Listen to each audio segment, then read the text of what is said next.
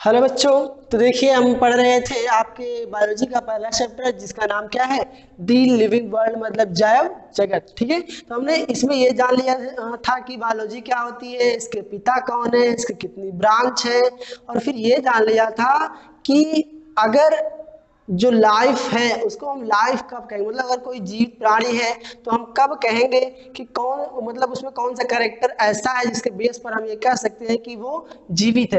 तो हमने आपको बताया था कि अगर कोई प्राणी जीवित है, अगर उसमें लाइफ है तो उसमें कुछ कैरेक्टर होंगे जिनके बेस पर आप कहेंगे कि वो जीवित है। पहला मैंने आपको बताया था क्या, ग्रोथ बताया था जिसको हमने वृद्धि कहा था। दूसरा क्या बताया था, रिप्रोडक्शन बताया था। रिप्रोडक्शन मतलब क्या होता है, प्रजनन होता है। फिर मैंने आपको क्या बताया था, इसके आगे मैंने बताया था आपको मेटाबॉलिज्म। मेटाबॉलिज्म उसका क्या बताया था, मैंने आपको बताया था सेलुलर सेलुलर ऑर्गेनाइजेशन। ठीक है, ये चीजें हमने पढ़ रखा है पहले से। अब हम इसके आगे चलते हैं। ठीक है, देखिए अगर आपने कभी अपने आसपास ध्यान दिया हो तो आपने देखा होगा कि हमारे आसपास बहुत ही प्रकार के जीव जंतु पाए जाते हैं। इवन कुछ जीव जंतु ऐसे भी होते हैं जो हमको नग्न आंखों से नहीं दिखाई देते। तो मैं आपको बताऊं कि आईयूसीएन ने आईयूसीएन, देखिए एक संस्था है आईयूसीएन जिसका फुल फॉर्म होता है इंटरनेशनल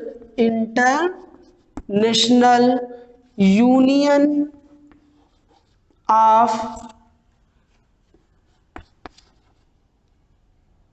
कंजर्वेशन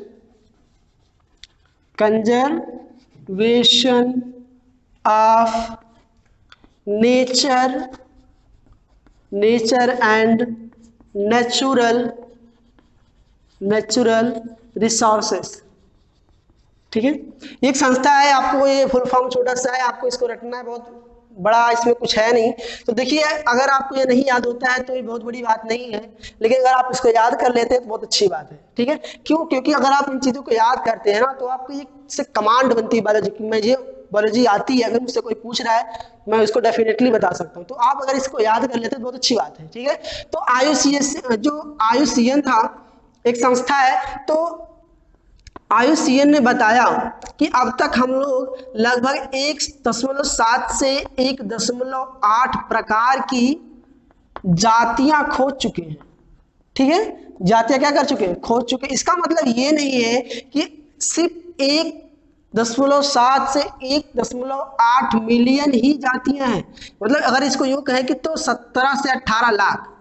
ठीक है, 17 से 18 लाख जातियां अब तक डिस्कवर हो चुकी हैं।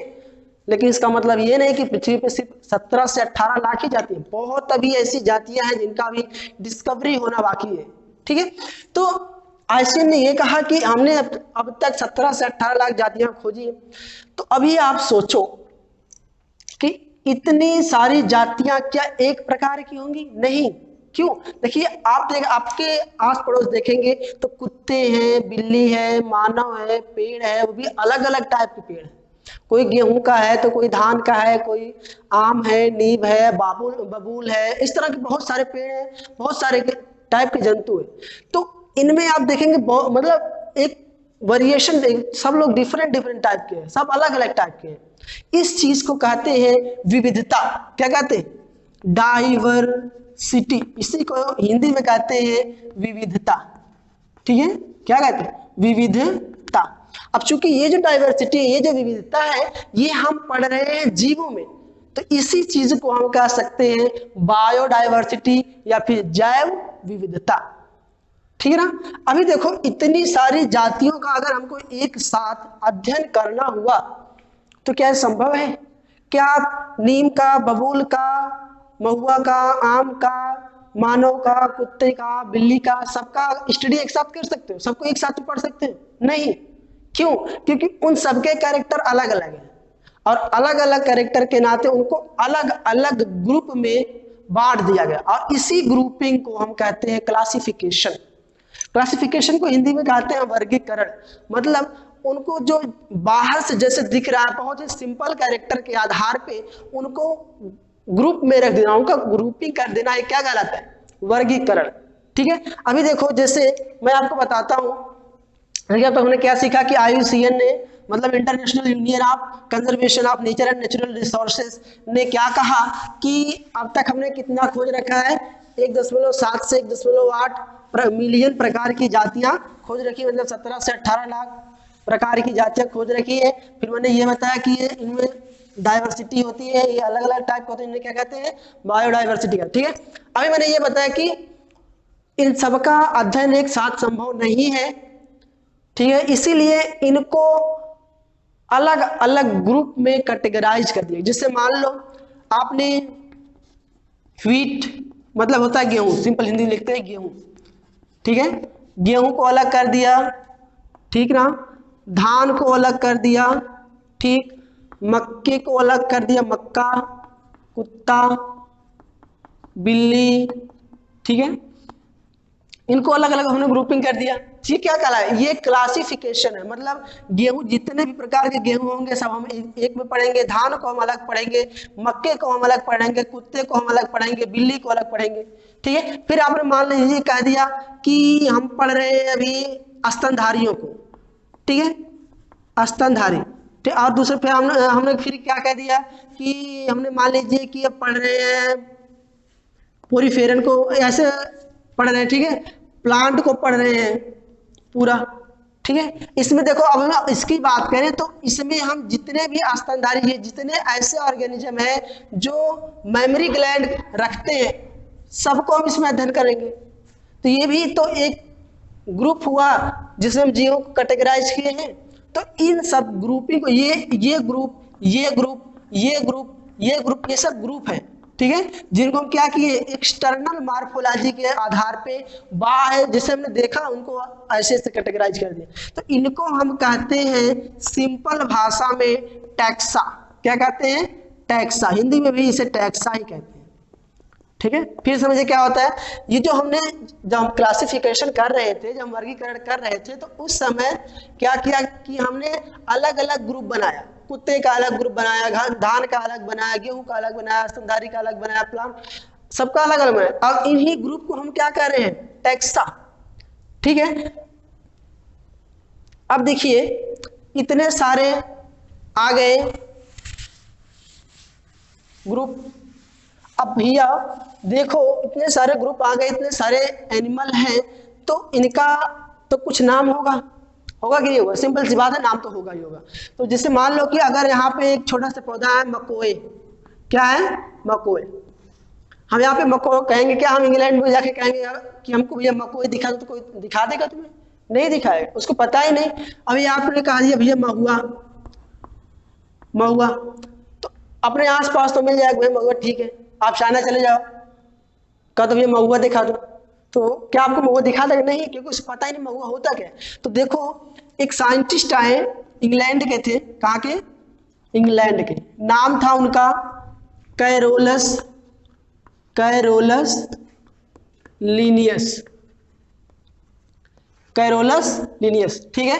कैरोलस लिनियस साहब ने क्या किया, इन्होंने 2 बुक लिखी। कितनी बुक, 2 बुक। एक का नाम उन्होंने रख दिया सिस्टेमा नेचुरी, सिस्टेमा नेचुरी, और दूसरी का नाम रख दिया, दूसरी का नाम रख दिया जेनेरा प्लांटेरम, ठीक है। देखो सिस्टेमा नेचुरी और जेनेरा प्लांटेरम। अब देखो इन्होंने क्या किया कि सिस्टेमा नेचुरी में इन्होंने एनिमल के नॉमेनक्लेचर के बारे में बताया, मतलब इसमें उन्होंने एनिमल के बारे में बताया और इसमें प्लांट के बारे में बताया, ठीक है। और इसमें international code for zoological nomenclature मतलब ICZN के बारे में बताया, और इसमें बताया ICBN, मतलब देखो इसका क्या फॉर्मूला है, इसका फुल फॉर्म क्या है, इंटरनेशनल कोड फॉर, भी कह सकते हैं, आप भी कह सकते हैं, NCERT ने दोनों का है, तो इंटरनेशनल कोड फॉर या फिर आप जूलॉजिकल नॉमेनक्लेचर, और ये international code for botanical nomenclature, ठीक है। अब देखो इन्होंने 2 बुक लिखी, दोनों में 2 चीजें मेंशन किया, इसमें एनिमल के बारे में बताया और इसमें प्लांट के बारे में बताया, इसमें ICZN के बारे में बताया, इसमें ICBN के बारे में बताया। अब इन दोनों को मिला के एक पद्धति बनाई गई, क्या उसे कहते हैं, उसको कहते हैं बाइनोमियल नोमेनक्लेचर। इसको हिंदी में कहते हैं द्विनाम पद्धति। क्या कहते हैं? द्विनाम पद्धति। ठीक है। तो अब ये देखिए किसने द्विनाम पद्धति किसने डेवलप किया? इंग्लैंड में रहने वाले कैरोलस लिनियस साहब ने। ठीक है। तो इन्हीं ने द्विनाम पद्धति के जो जनक थे कौन थे? Carolus Linnaeus. अच्छा अभी देखिए इन्होंने क्या कहा कि देखिए इसको द्विनाम पद्धति क्यों कहा गया। इन्होंने पहली बात ये कही कि अगर हम किसी भी ऑर्गेनिज्म का नाम लिख रहे हैं, साइंटिफिक नेम लिख रहे हैं, तो उसमें 2 भाग होंगे। कितने भाग? 2 भाग होंगे। अच्छा साहब 2 भाग है, ठीक है। अब वो 2 भाग कौन होंगे? उन्होंने कहा कि किसी भी ऑर्गेनिज्म के 2 भाग, नाम में 2 भाग होंगे। पहला होगा जीनस, क्या होगा? जीनस, और दूसरा होगा स्पीसीज। ठीक है। ध्यान दीजिए कुछ नहीं है, द्विनाम पद्धति में कैरोलस लिनियस साहब ने पहला नियम यह दिया कि अगर हम किसी ऑर्गेनिज्म का नाम लिख रहे हैं तो इसमें कितने पार्ट होंगे? 2 पार्ट होंगे। पहला जिसे लिखेंगे वो जीनस होगा और जो दूसरा होगा वो स्पीसीज होगा।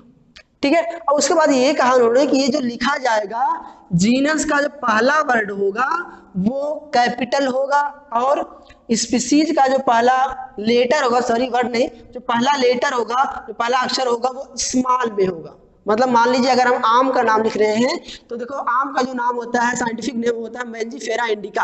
क्या होता है? Mangifera indica. ठीक है। देखो ऐसे, देखो अब इसमें देखो ये जीनस है और ये स्पीसीज। ठीक है। मैंजीफेरा हमने पहला जो लेटर देखो लिखा है ये कैपिटल से लिखा है।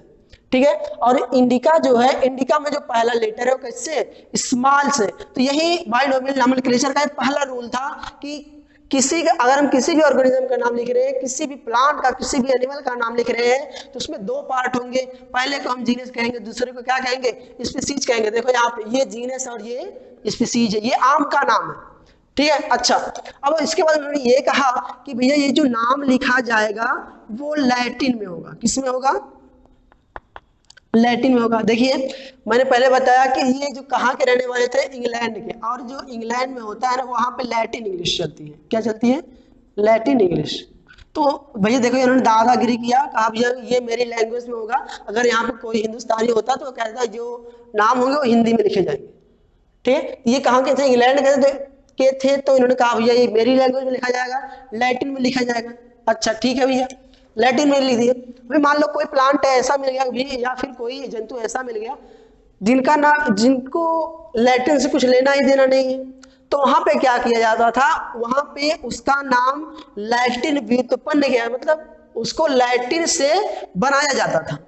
ठीक है। तो दूसरा इन्होंने क्या किया कि या तो उसे आप लैटिन में लिखो या फिर लैटिन डेरिवेटिव हो। लैटिन डेरिवेटिव मतलब या तो लैटिन हो या फिर लैटिन से डिराइव्ड हो, लैटिन से व्युत्पन्न हो।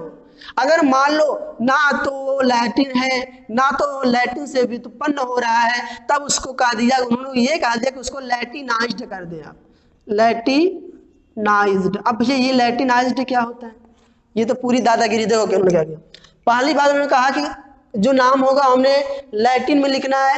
अगर लैटिन में ना हो तो उसे लैटिन से व्युत्पन्न कीजिए, लैटिन से डिराइव कीजिए, तो उसे क्या कहेंगे? लैटिन डेरिवेटिव कहेंगे। अच्छा अगर मान लीजिए लैटिन से डेरिवेटिव भी नहीं हो रहा है, डिराइव भी नहीं हो रहा है, तो उसे हम लैटिनाइज्ड करेंगे। अच्छा भैया ये देखिए ये कैसी बात है?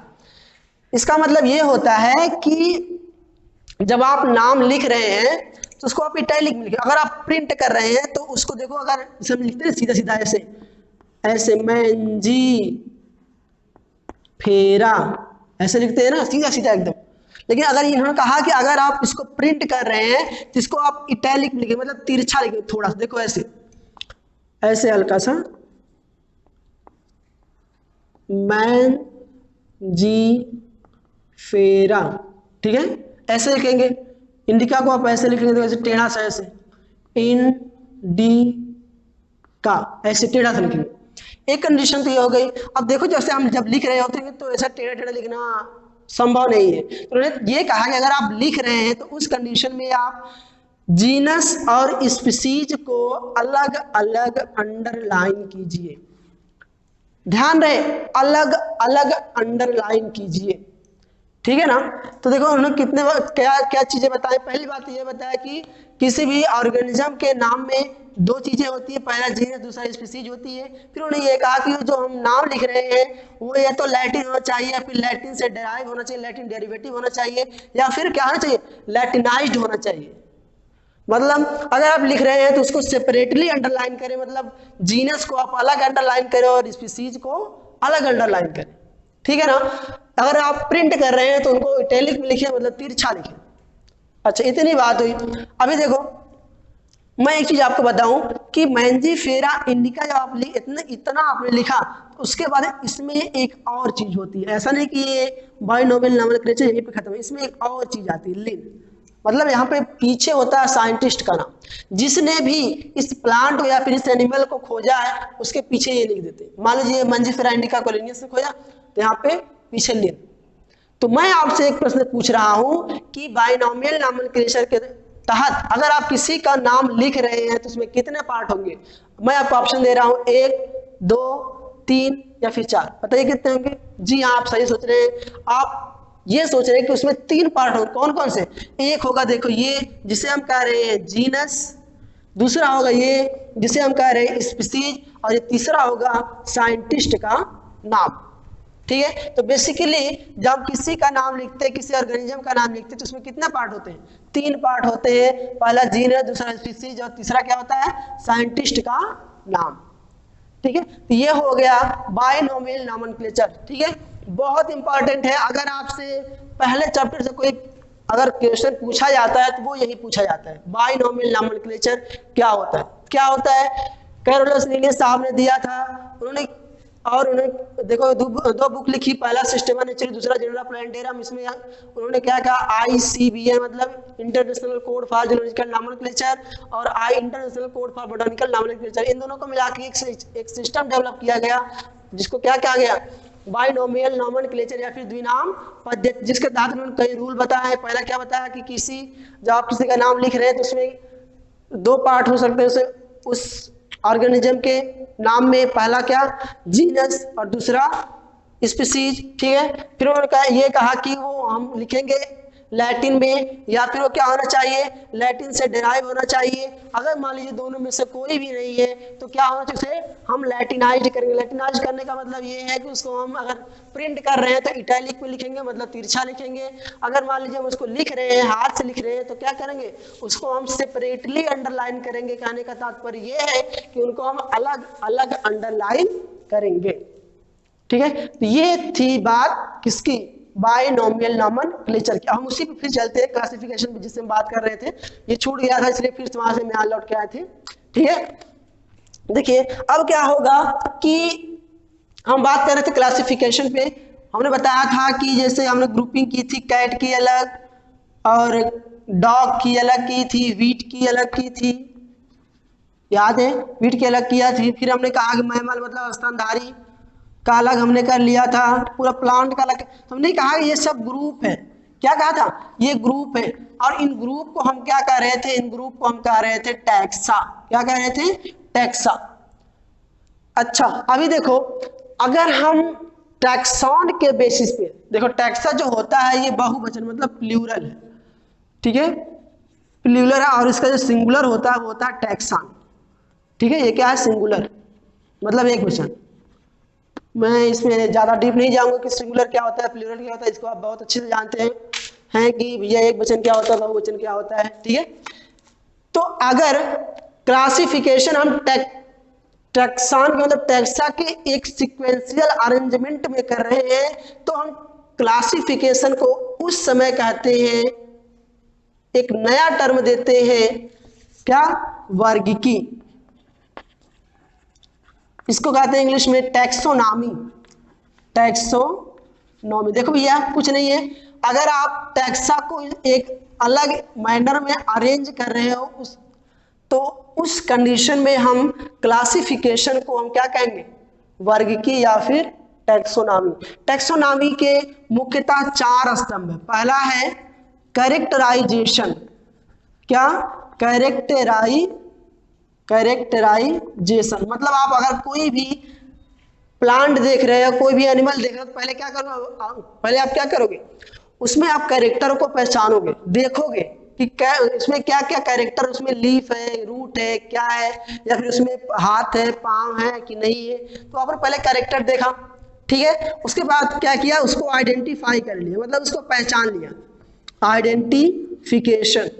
जब आपने कैरेक्टराइजेशन कर लिया तो आपने उसे पहचान लिया कि भैया ये भैया कोई एनिमल है, ठीक है। जब आपने एनिमल ये कह दिया कि उसको आइडेंटिफाई कर दिया, तो उसके बाद आप क्या करेंगे, उसका आप नॉमेनक्लेचर कर देंगे। क्या? नॉमेनक्लेचर मतलब आप उसका नामकरण कर देंगे, ठीक है। और जब आप उसका नामकरण कर देंगे तो उसके बाद आप क्या कर देंगे, उसका क्लासिफिकेशन मतलब आप उसका क्या कर देंगे, वर्गीकरण। तो ये 4 स्तंभ है किसके, वर्गीकी के। कौन कौन से?